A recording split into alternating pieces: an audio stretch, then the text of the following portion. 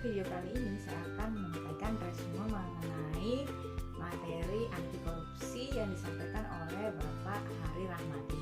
Pasti kita sering mendengar, apa sih itu korupsi? Korupsi diambil dari bahasa Latin berarti kerusakan, kebobrokan, atau kebusukan, dan sering pula dikatakan sebagai kejahatan luar biasa. Selama ini kita sering melihat di televisi, di berita, atau di mana-mana mengenai korupsi biasa dikatakan sebagai maling berdasi. Padahal korupsi dalam artian luas tidak hanya dikaitkan dengan uang. Nah, salah satu korupsi yang sering kita lakukan mungkin yaitu korupsi waktu. Korupsi waktu ini menjadi masalah bagi diri kita sendiri dan juga orang lain. Nah, untuk itu pada materi kali ini kami diajarkan mengenai apa sih itu korupsi dan bagaimana kami sebagai calon ASN mampu memutuskan rantai korupsi itu sendiri.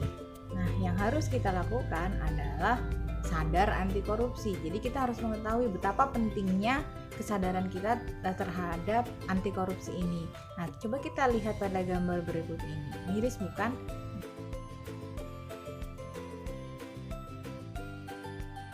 Berdasarkan data dari Corruption Perception Index pada tahun 2019, Indonesia menempati posisi 40 bersama dengan beberapa negara lainnya.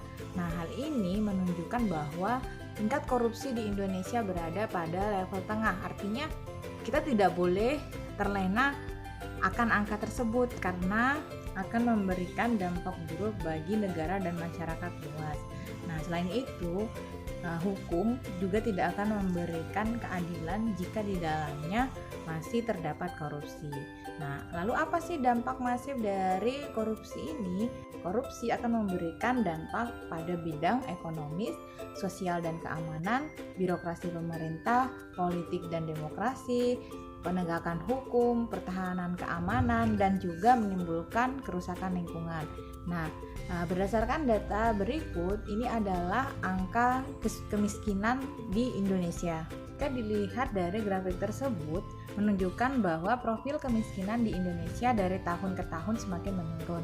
Namun, hal ini tidak berarti jika dilihat dari pembangunan yang masih belum merata, seperti contoh berikut.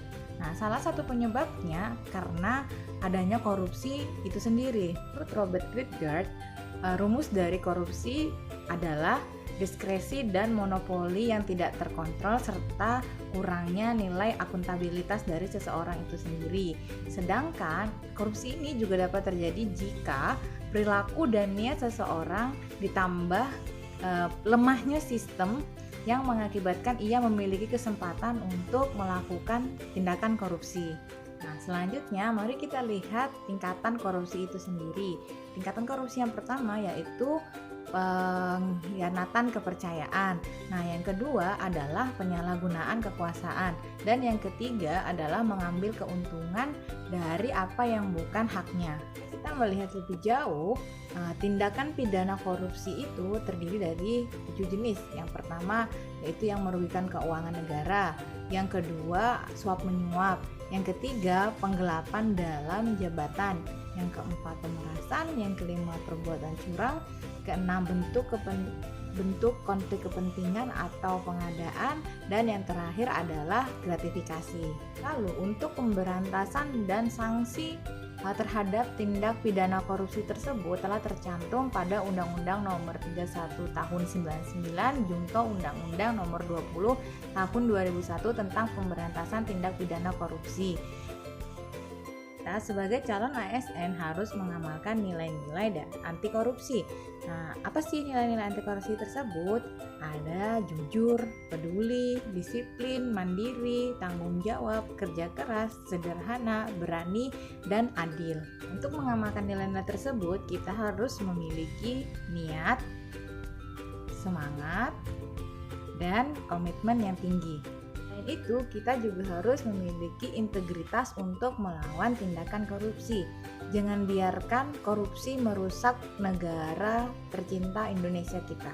Dan sebagai seorang tenaga pendidik, kita juga harus mengamalkan nilai-nilai tersebut serta memberikan pemahaman atau penjelasan kepada anak didik mengenai pendidikan anti korupsi. Selain itu, dilakukan juga pendekatan spiritual berdasarkan kepercayaan masing-masing, sama-sama melawan korupsi. Nah, sekian video kali ini, sampai ketemu di video berikutnya. Salam sehat dan semangat.